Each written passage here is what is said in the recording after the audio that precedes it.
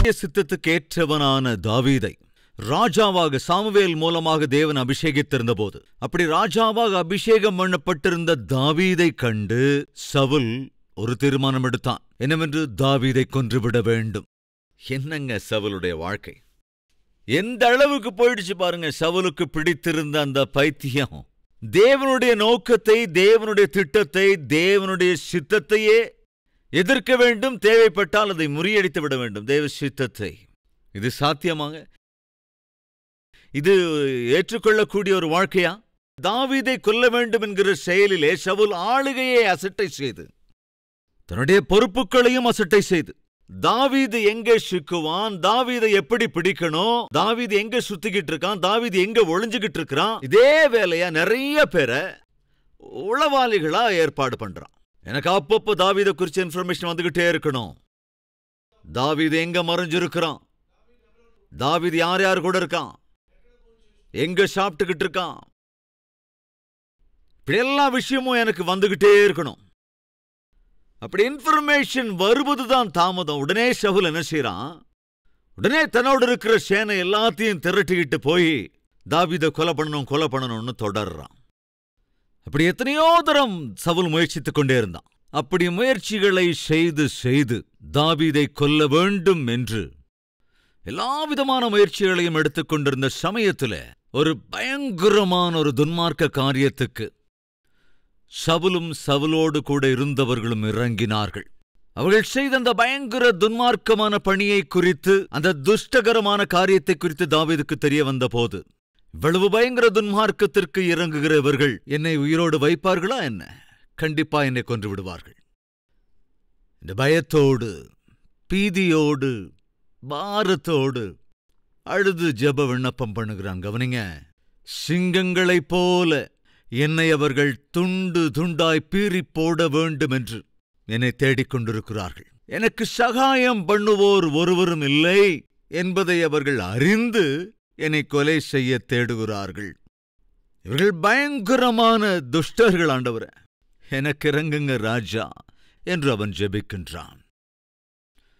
அப்படி என்ன துன்மார்க்கமான காரியத்தை செய்தார்கள் அவர்கள்? என்ன சவுலும் சவுலோட கூட இருந்தவர்களும் செய்த அந்த பயங்கரமான கொடூரமான காரியம் என்ன? எதற்காக தாவீது அவ்வளவா சஞ்சலப்படுகிறான், ஏன் அவ்வளவு பயப்படுகிறான் என்றால், நாம் பார்த்தோம் அல்லவா, இவர்கள் செய்கின்ற அந்த துன்மார்க்கமான காரியம் மனிதர்கள் யாருமே செய்ய மாட்டார்கள். அவ்வளவு துன்மார்க்கமான ஒரு காரியத்துக்கு சவுல் இறங்கிய போது தாவீதுக்கு புரிந்துவிட்டது, என்னையும் சவுல் கொன்று போடுவான். தாவீது எதிர்த்து நின்றால் சவுலோட எலும்பு கூட மிஞ்சாதுங்க. ஆனால் தாவீதோ ஆவிக்குரியவன். தாவீதுக்கு இருந்த பயம் என்னவென்றால், சவுல் தேவனால் அபிஷேகம் பண்ணப்பட்டவன், தேவனால் தெரிந்து கொள்ளப்பட்ட, தேவனால் அபிஷேகம் பண்ணப்பட்ட ராஜாவினுடைய காரியத்திற்குள் நான் போகவே மாட்டேன் என்று அவன் தீர்மானம் எடுத்திருந்தான். சரீரம் சொல்லுது, ஒரு அடி அவன் கதை முடிஞ்சு போயிடும். எத்தனை முறை எத்தனையோ பேர் தாவீதை சுற்றி இருந்தவர்கள், ஐயா தாவீது ஒரே ஒரு பெர்மிஷன் மாத்திரம் எங்களுக்கு கொடுங்க போதும், சவுல அட்ரஸ் இல்லாதபடி செஞ்சிடுறோம், அவனை கொன்னு போட்டுடுறோம், நீ ஒரு தடவை ஓகே சொல்லு, துண்டு துண்டா வெட்டி போட்டுடுறோம், நீ ஏன் தப்பி ஓட வேண்டும்? தேவனுடைய சித்தத்தின்படி ராஜாவாக அபிஷேகம் பண்ணப்பட்டவன் நீ, இந்த தேசத்தை ஆளுகை செய்ய வேண்டியவன் நீ, கூடு இல்லாத குருவியைப் போல நீ ஏன் இப்படி ஓடிக்கொண்டிருக்க வேண்டும்? பர்மிஷன் கொடு, எங்களுக்கு அனுமதி கொடு. ஒரே மூச்சில சவுலை முடிச்சிடுறோம். அதற்கு தாவீது என்ன சொன்னான்? நோ, நான் சவுலை கொல்ல மாட்டேன், என்னை கொலையே செய்தாலும் கூட பர்மிஷன் தரமாட்டேன். ஏயா? நான் சேவிக்கிறேன் தேவனாலே அபிஷேகம் பண்ணப்பட்டவன். தான் எங்கோ தானே சென்று யுத்தத்திலோ தன்னை தானோ கொண்டு கொண்டு எப்படியோ போய்விடுவான். ஆனால் நான் மட்டும் அவனை கொல்ல மாட்டேன். தாவீதனுடைய நற்குணம் சவுலுக்கு அட்வான்டேஜா மாறிடுச்சுங்க. தாவீதனுடைய ஆவிக்குரிய வாழ்க்கை சவுலுடைய கண்ணுக்கு குருட்டுத்தன்மையை கொண்டு வந்து விட்டது. நான் என்ன வேண்டுமானாலும் செய்யலாம் என்கிற மூர்க்க குணம் சவுலுடைய நாடி நரம்புகளிலே கலந்து போயிருந்தது. தாவீதால சவுல கொல்ல முடியாதுன்னு இல்லைங்க. தாவீது தேவனிடத்திலே ஒப்படைத்து விட்டான் தன்னுடைய சத்துருவை. பழி வாங்குவது என்னுடைய வேலை என்று தேவன் சொல்லியிருக்கிறார். எனவே அவர் பார்த்துக் கொள்ளுவார். மட்டுமல்ல, சவுல் அபிஷேகம் பண்ணப்பட்டவன். எனவே நான் சவுலை, தேவனால் அபிஷேகம் பண்ணப்பட்ட சவுலை தொடவே மாட்டேன்.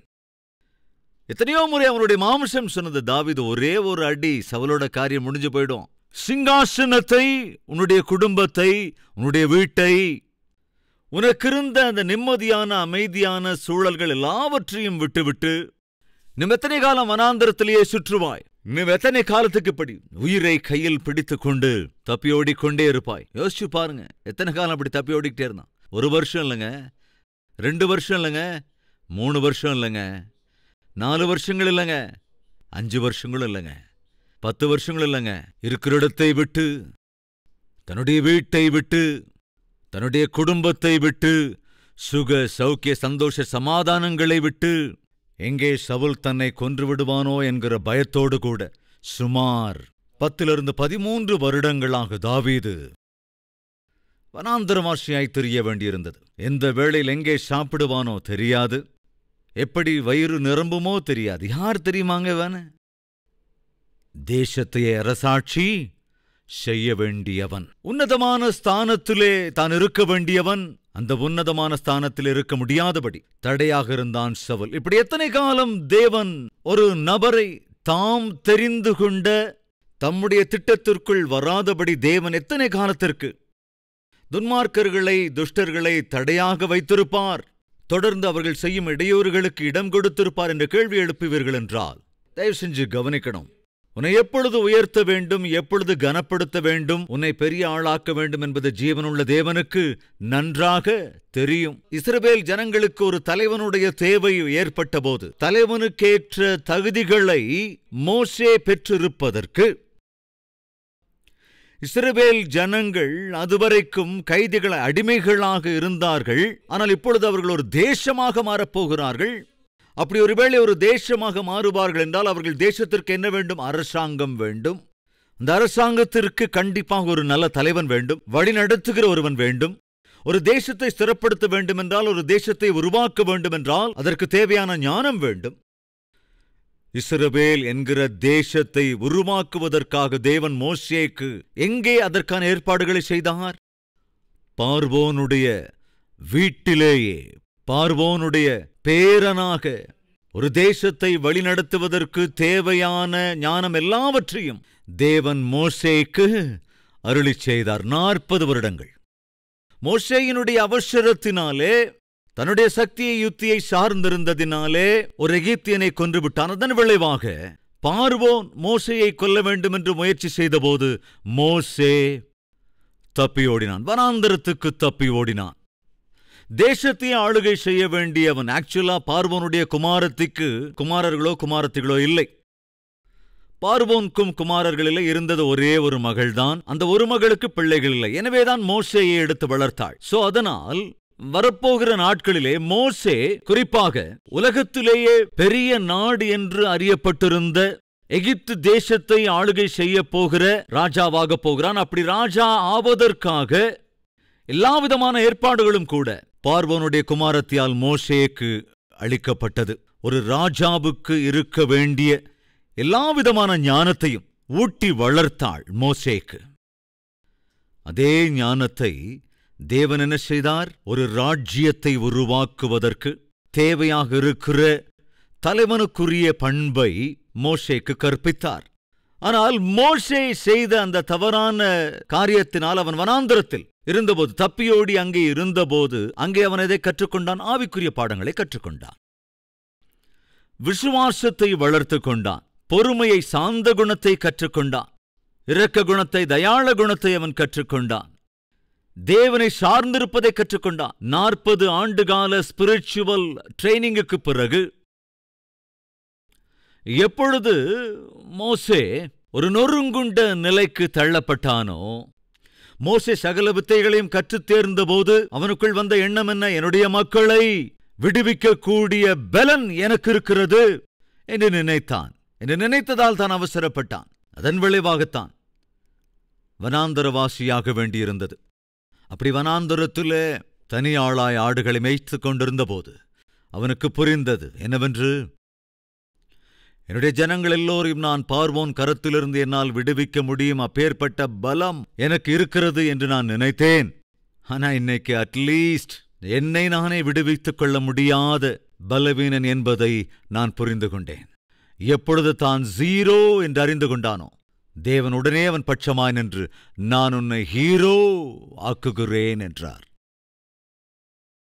சோ எப்பொழுது தன்னைத்தானே விடுவித்துக் கொள்ள முடியாத ஒரு நிலைமைக்கு, பார்வோன் தன்னை பார்த்தால் கொலை செய்து விடுவானோ என்னவோ என்ற பயத்தில் திரும்ப எகிப்துக்கு 40 வருடங்கள் அந்த பக்கமே அவன் போகல, வரணும்னு கூட தோணல, அந்த அளவுக்கு தைரியம் இல்ல.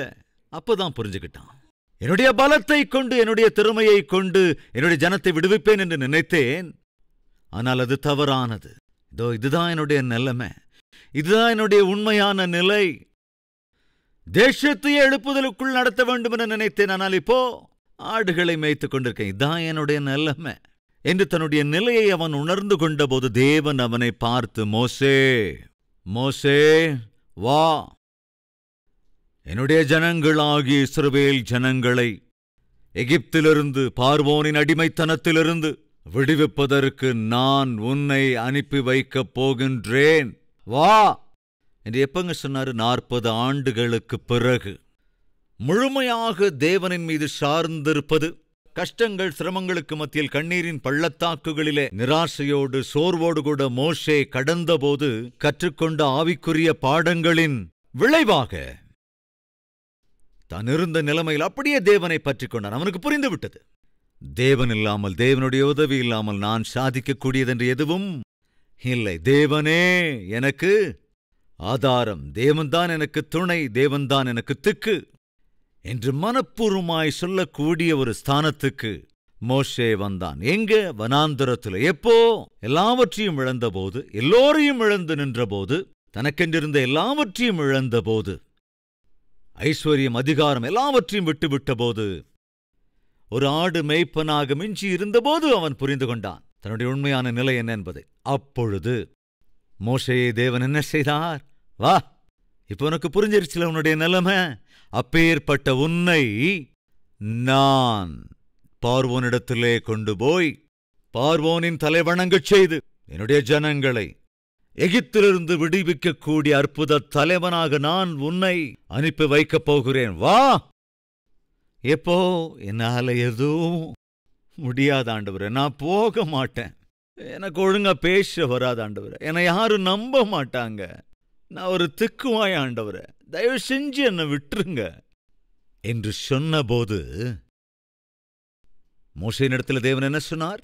இதுக்காகத்தான் நீ எனக்கு வேணும், வா, நான் உன்னை கொண்டு போறேன். எப்பொழுது மோசே தன்னை 0 என்றானோ, எப்போ அவன் 0 ஆனா? 40 ஆண்டுகளாக தான் சந்தித்த அந்த போராட்டங்களினாலே தான் ஆவிக்குரியவனாக தேறினவனானான். தன்னுடைய நிலைமையை அவன் உணர்ந்து கொண்டான். அன்பு சகோதர சகோதரிகளே, நம்முடைய வாழ்க்கையில நாம் எதையோ சாதிக்க வேண்டும், வெற்றியை சாதிக்க வேண்டும், அந்த நிலைமைக்கு இந்த நிலைமைக்கு எட்ட வேண்டும். அது நல்ல யோசனையா கூட இருக்கலாம், நல்ல சிந்தையா கூட இருக்கலாம். எங்க அப்பாவுக்கு அம்மாவுக்கு எந்த கஷ்டமும் இல்லாம நான் பார்த்துக்கணும், என் மனைவி பிள்ளைகளை உயிருக்குயிராய் நேசித்து அவர்களுக்கு எந்த குறையும் இல்லாமல் பார்த்துக்கொள்ள வேண்டும், நல்ல வீடு வாங்கணும், குடும்பத்தை ஒரு நல்ல நிலைமையில வச்சுக்கணும், ஒரு நல்ல ஸ்தானத்தை அடையணும். இதெல்லாமே கண்டிப்பா நல்ல யோசனைகள் தான். ஆனால் நீ நினைக்கிற அந்த ஸ்தானத்தை எட்டுகிற முயற்சியில தேவனுடைய ஆவிக்குரிய நடத்தையையும் பரிசீலிப்பார் என்கிற விஷயத்தையும் மறந்துடக்கூடாது. தேவனுடைய ஆவிக்குரிய நடத்தையை கவனிப்பார் என்பதை மறந்துவிடக்கூடாது. தேசத்தை அரசாட்சி செய்வதற்கு தாவீதை தேவன் தெரிந்து கொண்டிருந்த போதும் கூட அவனுடைய வயது அப்பொழுது 17 வயது. சுமார் சொல்றேன், 17வது வயதிலே தாவீது ஒருவேளை சிங்காசனத்திலே அமர்ந்திருப்பான் என்றால் அனுபவம் இல்லாமல், சாதாரணமா இப்படி சொல்லுவாங்க, அதாவது the most dangerous person on the earth is a fresh physician அப்படின்னு சொல்லுவாங்க. அப்பதான் மெடிக்கல் காலேஜிலிருந்து வெளியே வந்திருக்கிற டாக்டர் யார் இருக்காங்களோ அவரு கொஞ்சம் ஆபத்தானது. அதாவது இது ஒரு ஜெனரல் ஸ்டேட்மெண்ட். அப்படின்னு புதுசா மெடிக்கல் காலேஜிலிருந்து வெளியே வந்து ட்ரீட்மெண்ட் கொடுத்துக்கிட்டு இருக்கிற ஃப்ரெஷ் டாக்டர்ஸை தப்பா நினைக்கணும் அப்படின்னு நான் சொல்ல வரலங்க. இது ஜென்ரலாக சொல்றது. அதாவது என்ன அர்த்தம்னா, அவங்க ஃப்ரெஷ்ஷாக மெடிக்கல் காலேஜிலிருந்து வந்திருக்காங்க, தியரட்டிக்கலாக எல்லாம் படிச்சுட்டு வந்திருப்பாங்க, கொஞ்சம் ப்ராக்டிக்கல் அனுபவம் இருக்கும். ஆனால் ஃபர்தராக இன்னும் ப்ராக்டிக்கல் அனுபவம் வேணும்னா என்ன செய்யணும்? யாரோ ஒருத்தர் நெஞ்ச அறுக்கணும். ஓஹோ, இங்கே கத்தி வச்சா இப்படி போய் சேர்ந்துருவாங்களா அப்படின்னு சொல்லி நெக்ஸ்ட் டைம் அங்கே கத்தி வைக்க மாட்டார். அதாவது எதுக்குனாலும் ப்ராக்டிஸ் வேணும்னா, இப்போ துணி தைக்கிறவர் இருக்காருல்ல, அவர் என்ன செய்வாங்க யோசிங்க. போன வாரம் எனக்கு ஒரு பேண்ட் வேண்டி இருந்தது. ஸோ ஒரு பேண்ட் தைங்கன்னு சொல்லி கொடுத்தேன். இது வரைக்கும் செட் ஆகலை. 4 தடவை அவர் மாற்றிட்டாருங்க.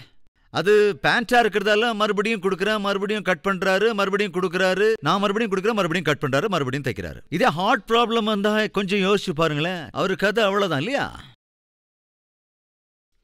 ஸோ நம்முடைய பேண்ட்டோ நம்ம ஷர்ட்டோ தப்பி தவறி ஒரு சரியான டெய்லர்கிட்ட போகலன்னா அவ்வளோதான், அது நிலைமை ரொம்ப மோசமாயிடும். ஆனால் அவனுடைய இருதயத்தை ஒரு சரியா இல்லாத டாக்டர்கிட்ட கொடுத்துட்டோன்னா பாவம் ட்ரை பண்ணுவார், ட்ரையல் பண்ணுவார். ஆனால் செகண்ட் சான்ஸ் இல்லையேங்க. அதனால தான் சாதாரணமாக இந்த மாதிரி சொல்லுவாங்க. அது என்னன்னா, தேவனுக்கு கோபம் வந்துட்டா டாக்டர்கிட்ட அனுப்பி வச்சிருவாராம். இனி எக்ஸ்ரேஸ், அப்புறம் பிளட் டெஸ்ட்டு, அப்புறம் அந்த ஸ்கேனு இந்த ஸ்கேனு, அந்த ஹாஸ்பிட்டலு இந்த ஹாஸ்பிட்டலு. ஒருவேளை டாக்டருக்கு கோபம் வந்துருச்சுன்னா அவர் ஸ்ட்ரைட்டாக அனுப்பி வச்சிருவாங்க. தயவு செஞ்சு கவனிங்க. அனுபவம் இல்லாமல் அரசாட்சியை ஒருவேளை ஆரம்பிச்சா அது தேசத்தையே அவன் கஷ்டத்துக்குள்ளாக்கி விடுவான். அதுதாங்க சவுலுடைய வாழ்க்கையில நடந்தது. அனுபவம் இல்லாமல் அரசாட்சிக்கு வந்து விட்டான், தேசம் மொத்தத்தையுமே கூட ஒரு பயத்துக்குள்ள ஆழ்த்தி விட்டான். அதே சமயத்துல தாவீது 17வது வயதிலே அவன் ராஜாவாக அபிஷேகம் பண்ணப்பட்ட போதும் கூட உடனே தன் அரசாட்சிக்கு வந்து விடவில்லை. 13 ஆண்டு காலம் பரீட்சைக்குள்ளாக்கப்பட்டான். 13 ஆண்டுகள் மிக மிக மிக பாதிக்கப்பட்டாங்க. இப்படி இந்த மிகவும் பாதிக்கப்பட்ட அந்த சமயத்துல தாவீது அற்புதமான ஆவிக்குரிய பாடங்களை கற்றுக்கொண்டான். முழுமையாக தேவனை சார்ந்திருப்பது. மனிதர்களுடைய புத்தி என்ன? கஷ்டம் வருகிற போது யார் நமக்கு துணையாக இருப்பார்கள்? வெற்றியை சாதிக்கும் போது யார் நம்மோடு கூட இருப்பார்கள்? வெற்றியை அடைந்த போது சவுல் கூட ரொம்ப சந்தோஷப்பட்டான். அதே வேளையில் அவன் உயர்த்தப்பட்ட எல்லோராலும் பாராட்டுக்களை பெற்றபோது அவனை பாராட்டிய சவுலே காய்மகாரமாய் பார்த்தான். சோ வெற்றிகள் என்ன செய்யும்? நம்முடைய உண்மையான சத்துருக்களை நமக்கு காண்பிக்கும். கஷ்டங்கள் என்ன செய்யும் என்றால் நம்முடைய உண்மையான நண்பர்களை நமக்கு காண்பிக்கும். அன்று தாவீதுக்கு இந்த சத்தியம் தெரிய வேண்டும். உண்மையான சத்துரு யார்? உண்மையான நண்பன் யார்? உண்மையான சத்துரு என்பவன் நாம் வெற்றியை சாதிக்கின்ற போது உண்மையான சத்துருக்களை காண முடியும், வெளிப்பட்டு விடுவார்கள். அப்படித்தான் சவுலும் சவுலன் கோ அன்று வெளிப்பட்டார்கள். அப்போ உண்மையான நண்பர்கள் யார் என்றால், தாவீது சிரமப்படுத்தப்பட்ட போது, கஷ்டப்படுத்தப்பட்ட போது அவனுக்கு துணையாக நின்றவர்கள்தான் உண்மையான நண்பர்கள். நல்லா கவனிங்க. இந்த பரீட்சையின் காலத்திலே தாவீது இருந்த போது என்ன நடந்தது?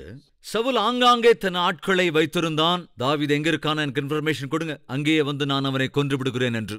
தாவீதோ சவுலிடமிருந்து தப்பிக்க வேண்டும் என்று தப்பி தப்பி தப்பி ஓடி ஓடி கடைசியில பசி வந்துருச்சு. இப்ப எங்க போகணும்னு தெரியல. பக்கத்தில் ஒரு ஆசாரியன் இருந்தான். அந்த ஆசாரியனை தேடி போனான்.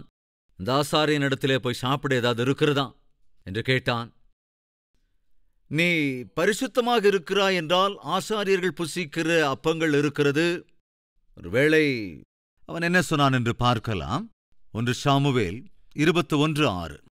அப்பொழுது கர்த்தருடைய சந்நிதியிலிருந்து எடுக்கப்பட்ட சமூக தப்பங்களை விட வேறே அப்பம் அங்கே இராதபடியினால் ஆசாரியன் அவனுக்கு பரிசுத்த அப்பத்தை கொடுத்தான். அவைகள் எடுக்கப்படுகிற நாளிலே அதற்கு பதிலாக சூடான அப்பங்கள் வைக்கப்படும். தாவீது பசியோடே கூட அந்த ஆசாரியனிடத்திலே வந்தான். ஆசாரியனோ தாவீது சவுலுடைய மருமகன், தேசத்தை காப்பாற்றினவன் என்கிற விஷயம் எல்லோருக்குமே தெரியும். எனவே ஆசாரியன் தாவீதுக்கு ஆகாரம் கொடுத்தான். அதுக்கு மேல அங்க வேற எந்த டிஸ்கஷனும் நடக்கல. நம்ம கவனமா பார்த்தா தெரிஞ்சுக்கலாம். தாவீதுக்கு அப்பம் கொடுத்தது. தாவீது தன் வயிறு நிரம்ப அந்த அப்பங்களை புசித்தது. இதெல்லாத்தையும் மறைஞ்சிருந்து ஒருத்தன் பார்க்கறான். மறைவா இருந்து ஒருத்தன் பார்த்துட்டான். பார்த்தது யாரு? 7வது வசனம். சவுலுடைய வேலைக்காரரில் ஏதோமியனாகிய தோவேக்கு என்னும் பேருள்ள ஒருவன் கர்த்தருடைய சந்நிதியில் இருந்தான். தடைப்பட்டிருந்தான். கர்த்தருடைய சந்நிதியிலே அங்கே ஒருவன் இருந்தான். கர்த்தருடைய சந்நிதிக்கு நம்ம கூட வர்றோம் இல்லைங்களா? இப்ப நம்ம எல்லாருமே எங்க இருக்கோம் யோசிச்சு பாருங்க. கர்த்தருடைய சந்நிதியில தான் இருக்கிறோம். எதற்காக கர்த்தருடைய சந்நிதியில் இருக்கிறோம்? பிரார்த்தனை செய்வதற்கு. இன்னும் எதற்காக கர்த்தருடைய சந்நிதிக்கு வருகிறோம்? அவரை ஆராதிப்பதற்கு, ஸ்தோத்தரிப்பதற்கு, துதிப்பதற்கு, அவருடைய வார்த்தைகளை தியானிப்பதற்கு, நம்முடைய குறைகளை சரி செய்து கொள்வதற்கு, தேவனுடைய சித்தப்படி வாழ்வதற்கு, அதன் பலனாக ஆசீர்வதிக்கப்படுவதற்கு. அப்படித்தானுங்க. கர்த்தருடைய சந்நிதியில துன்மார்க்கர்கள் இருக்கக்கூடாதுல்ல? கர்த்தருடைய சந்நிதியிலே துஷ்டர்கள் இருக்கக்கூடாதல்லவா? கர்த்தருடைய சந்நிதியிலே பாவிகள் இருக்கக்கூடாதல்லவா? ஆனால் அன்று அப்படிப்பட்ட ஒருவன் அங்கே இருந்தான். எப்படிப்பட்டவன்? பயங்கரமான பாவி, பயங்கர துன்மார்க்கன். அவனுக்கு என்ன வேலைங்க கர்த்தருடைய சந்நிதியில? இன்றைக்கு நம்ம மத்தியில யாராவது இருக்கிறீங்களா? பயங்கர துன்மார்க்கமா, பயங்கர கெட்ட பழக்கங்களோட மிகவும் பயங்கரமான ஒரு நபராக வாழ்ந்து கொண்டு எதுவுமே தெரியாதது போல வந்த தேவ சந்நிதியில பயங்கர பக்தியா இந்த வார்த்தையை கேட்டுக்கொண்டிருக்கிறியா? தயவு செஞ்சு கவனி. ஒருவேளை நீ உன் வாழ்க்கையை தேவனிடத்தில் அர்ப்பணிக்காமல், உன்னுடைய வாழ்க்கையை மாற்றிக்கொள்ளாமல், நீ தேவ சந்நிதிக்கு வந்து இன்று அமர்ந்து நடித்துக் கொண்டிருப்பாய் என்றால், நீ நடிக்கிற உன் வாழ்க்கை, வேஷம் போடுகிற வாழ்க்கை கண்டிப்பா இன்னொருவர் வாழ்க்கையை அழித்து போட்டுவிடும். மனம் திரும்பாத உன் வாழ்க்கை கண்டிப்பா யாரோ ஒருவருக்கு ஆபத்தை கொண்டு வந்துவிடும். ரட்சிக்கப்படாமல் இருக்கிற உன் வாழ்க்கை உன்னுடைய குடும்பத்திற்கோ அல்லது உன்னை நம்பி இருக்கிறவர்களுக்கோ சாபத்தை கொண்டு வந்துவிடும். யார் இந்த தோவேக்கு? சவுலால் ஏற்பாடு செய்யப்பட்டிருந்த ஒரு உளவாளி. ஸ்ட்ரெயிட்டா உடனே கிளம்பி போயிட்டாங்க. புறப்பட்டு போய் சவுலை பார்த்து அங்கே சொல்லிவிட்டான், சவுல் தாவீதை எப்படியாவது கொன்றுவிட வேண்டும் என்று கங்கணம் கட்டிக் கொண்டிருந்தான். ஆனால் வேதத்தில் ஒரு அற்புதமான வசனம் உண்டு. அது என்னவென்றால், கர்த்தர் தாவீதை சவுலின் கைகளிலே ஒப்புக் கொடுக்கவே இல்லை. கவனிங்க ஃப்ரெண்ட்ஸ், சவுல் தாவீதை தான் உயிரோடு இருந்த நாளெல்லாம் அவங்கிட்ட நெருங்கக்கூட முடியலங்க. ஏனென்றால் தாவீதை தேவன் தம்முடைய கரத்தின் நிழலிலே தொடர்ந்து காப்பாற்றிக் கொண்டே வந்தார். அன்பு சகோதரர்களே, சகோதரிகளே, இன்று நம்முடைய வாழ்க்கையில ஏதாவது ஆபத்து மறைந்திருக்கிறதா? ஏதாவது பிரச்சனைகளை உன்னை சுற்றி கொண்டிருக்கிறதா? யாராவது உன்னை பயமுறுத்தி கொண்டிருக்கிறார்களா? ஏதாவது உன்னை பாடுக்குட்படுத்திக் கொண்டிருக்கிறதா? இன்று பயமும் கலக்கமும் உன்னை ஆட்கொண்டிருக்கிறதா என்றால் என்ன செய்ய வேண்டும்? ஜெபிக்க வேண்டும். எப்படி?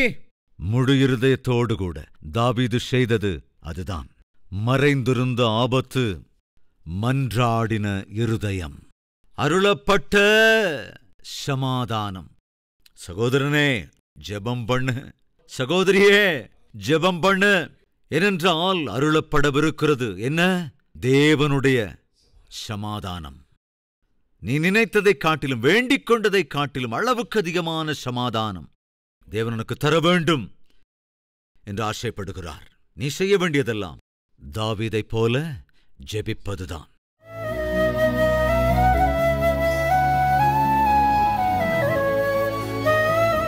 மகா பரிசுத்தமும் ஜீவனும் உள்ள எங்கள் பிதாவே, ஆவிக்குரிய பிரயாணத்திலே ஒரு புறத்திலே சாத்தான் கொண்டு வருகின்ற அபாயங்கள், ஆபத்துக்கள், ஆண்டவரே எங்களை தடுமாற பண்ணி கொண்டிருக்கிற போது, மறுபுறத்திலே எங்கள் ஆவிக்குரிய வாழ்க்கையை புடமிடுவதற்கு, அப்பா எங்களை ஆவிக்குரிய காரியங்களிலே பரிபூரணத்துக்குள் நடத்துவதற்கு இவைகளை அனுமதித்து ஆண்டவரே எங்களை உயர்த்துகிற தேவன் நீர் அல்லவோ? 40 வருடங்கள் மோசேக்கு பயிற்சியை கொடுத்தீர். அதே போல 40 வருடங்கள் இஸ்ரவேல் ஜனங்களை அந்த வனாந்தரத்திலே வழிநடத்துவதற்கு இந்நாளிலும் எங்களுக்கு நீர் தருகின்ற பயிற்சிகள், அதை பற்றிக்கொள்ள எங்களுக்கு உதவி செய்யுங்க ராஜா. இன்று எங்கள் வாழ்க்கையில் எதிர்கொள்கிற கஷ்டங்களாயிருந்தாலும், நஷ்டங்களாயிருந்தாலும், ஆபத்துக்களாயிருந்தாலும், அபாயங்களாயிருந்தாலும், இன்னும் நிந்தைகளாயிருந்தாலும், அவமானங்களாயிருந்தாலும், இவைகளெல்லாமே கூட நீர் எங்களுக்காக உருவாக்கி வைத்திருக்கிற உன்னத ஸ்தானத்தை ஆண்டவரே பெற்றுக்கொள்வதற்கும் அந்த ஸ்தானத்தை அனுபவிப்பதற்கும் இவைகளை நீரே ஆண்டவரே நாங்கள் பயிற்சி பெறுவதற்காக எங்கள் வாழ்க்கையில் அனுமதித்திருக்கிறீர் என்பதை நாங்கள் உணர்கிறோம்.